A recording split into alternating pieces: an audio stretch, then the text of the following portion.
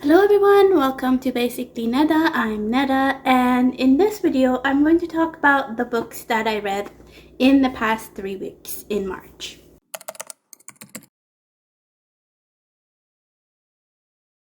So I finished 4 books in the past 3 weeks, and I'm just going to talk about them in the order that I finished them. The first book that I finished on the first week of March was One Dark Window by Rachel Gilling. Gillick. This is a duology, and this is the first book of the duology. It is the duology. I think it's called the Shepherd King duology, and it is very popular. So I decided to pick it up, and it was enjoyable. Let me go into the synopsis, and then I'll talk about how I felt about it. This is a YA fantasy with a bit of romance in it, and it's a bit gothic. It's about this world where magic is only used through having cards, and you use there's like playing cards kind of thing, and you use the magic that is on that card. And whoever has like free magic, like their own magic, they are dangerous. They are considered dangerous. And there are these mists that if people get stuck into them, then there's magic into those mists and things happen in there. And yeah, that's as much as I'm going to talk about. Maybe I'll go a little bit more because that makes more sense. The main character, she gets sick, and then after she recovers from her sickness, she finds that there's a voice in her head, and this voice has given her the ability to do magic. So in order for her to get rid of this monster magical thing that is inside her, she has to go and find these 12 cards of privilege cards. I think that's what they're called. So she has to go find those cards, and she teams up with this captain who's the king's son, and you know where it's going. It's a YA book. It was fun. Yeah. Oh, it's called Providence cards. Sorry, not privilege. 12 Providence cards. I quite enjoyed this. This was a YA book that I actually enjoyed. And it's not like the normal YA book that you would get where it's like overly dramatic. Well, it was a bit dramatic, but it's the characters are not as annoying in my point of view as most other YA books. Like, there's not as much dramatical emotion coming out of this. The writing is done very well, and it was like the plot goes very fast. It doesn't linger. You get the fantasy, you get the romance, you get all of the elements that the author wanted you to get. There's no lingering on characters and those kind of things. And yeah, I enjoyed the magic system. That's probably what got me into it. I'm usually not picking up these kind of books because being in my late 30s, these kind of things don't usually attract me to them anymore because, I've lived long enough to know that dramatic emotional things doesn't really go. And this wasn't that. This was actually pretty good, and I quite enjoyed it. There's the romance wasn't like the main part of the story, which was kind of nice. There wasn't like the relationship actually built for the romance instead of like the random oh, I love you and you love me, let's go and have a romantic relationship kind of thing. It was just from like becoming a friendship and then that moving on to it. The only part that get me, that is probably just because it's a YA, there was a little bit of emotional things that, and it has to be because it's a YA book, because that's what teenagers are. And so I give it a 4-star. It is my opinion. It's probably for people who are younger, it probably is a big 5. It is very enjoyable. I mean, pick it up if you want. And yeah, that was the first book that I finished the first week of March. And the reason why I picked this was because I was reading Parable of the Sower the week before, and I needed something light. So this was it. And then the next book that I picked up, the second book that I picked up and finished in March, was To Shape a Dragon's Breath by Monica Blackgoose. This is an indigenous fantasy with dragons. So the main character is an indigenous girl who finds a dragon egg on her land, and the whole tribe have like a little ceremony, and the dragon egg hatches, and then the dragon bonds with her. She is like 15 or whatever, so she wants to learn how to deal with her dragon. She doesn't want him to hurt anybody and those kind of things. So she enlists herself into this boarding school for dragon riders, and this is set in the 1800s US. I think it's like a alternative US, if you call it that. And she's on a scholarship kind of thing where everybody else is high society, they have money, they're rich kids at the boarding school. And you can see where I'm going. Like, there's all like the historical issues are there, the prejudice is there. It's very character driven. It's more about the relationships than the magic part of this. Like, we spend the first 30% of this book trying to maneuver her, like, where she's supposed to be in this school, who she meets, and all of this is within 2 days. Like, 30% within 2 days. Like, hello, can we have some other things going on? No. I guess that appeals to the YA audience. I don't know.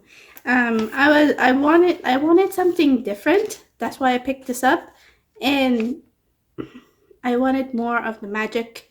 I wanted more relationship of the main character with her dragon. Like, there wasn't as much of that. It's more of, oh, she's being mistreated because she's indigenous. Yes, that's important. Yes, that's something that everyone should know about, that happened and still happening at most places with ignorant people. And it's just, this book made me angry. He made me very angry, and it made me not want to read it. I had to like put it down at some point, and I was just like, this is not for me. It's probably is for the audience that it's written for, just not for me. And I give it a 3-star rating, and I'm not gonna pick up the next, I think it's a trilogy or a duology. I'm not gonna pick up the next one that comes out, so I'm gonna leave it as that. And yeah, that was the second one that I read.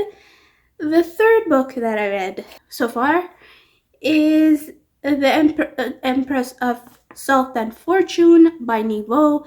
This is a novella fantasy based on like the Chinese imperial and women's rights and politics and those kind of things. And this was interesting.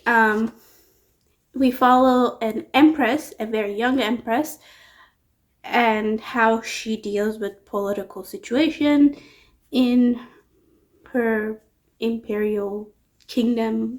Each character was there's a lot of female characters in this, which was nice, and each character had like animal nicknames. If you see the cover of the book, there's like a rabbit and those kind of different kind of animals on it. So that represents each person because those are their nicknames, and it's pretty much their characteristics.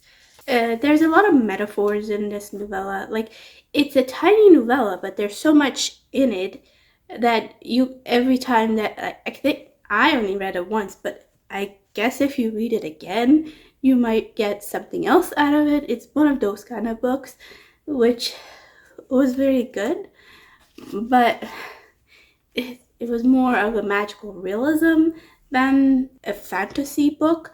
So I gave it a 3.5. It wasn't what I thought it would be. So like I think it would appeal more to more literary people than the high fantasy reader. And then the last book that I read and finished this week. Oh my. Okay, so it was Traitor's Blade by Sebastian Ducastel. This is the first book of the Great Quotes series, and yeah, in theory, I should love this because of the themes and all that stuff, but the synopsis of this book is that the king is hung by the dukes, and the dukes are taken over, and the Great Coats were the king's army, and now they're divided and scattered around the country, and we follow one of the higher Great Coats. Like I think he's kind of like a general kind of level. Falcio, and he is the main character. It is character driven. So if you do not like this character, this story is very annoying to you. I could not like this character. I did not hate this character. I just found this character to be very much a usual hero in every single fantasy book. It's very typical, like he wants to do good in the world and he's in the journey to do the good. There's nothing different about this character. I just didn't find him that interesting. I didn't have this urge to pick up this book every single time that I have extra time. And it's been very busy for me at work. So usually when it's like this, then I need an outlet. So I usually pick up a book or whatever. But in this case, I didn't want to pick it up. I was just watching YouTube videos and stuff like that. The writing is very similar to Robin Hobb. I will say this is very well written. There's a plot, flows very well. And if you like this character, you will probably have a very fun time with this book. It just was me not vibing with this character because I've seen this character so many times. So because of that, I just didn't find it very fun, and I don't think I'm gonna continue with the series. It's if you like Farseer and if you like Powder Mage, this is a mixture of that. In theory, I should have liked this, but it just didn't work for me. And yeah, I was very neutral about this one. I didn't hate it. I didn't love it. It is well written. The story is not as big as most high fantasy books that are there, and it was okay. I just didn't find that this would be something for me. It's probably for somebody else who likes character-driven books with a typical male character in every single high fantasy book. And yeah, I give it a 3-star rating. It was alright. I'm not gonna continue with it. And yeah, so those were the 4 books that I read in the past 3 weeks. I am working on reading The Grace of Kings. I do not think that I'm going to finish it in March. I'm rereading Mistborn, the Final Empire, the first book of First Era.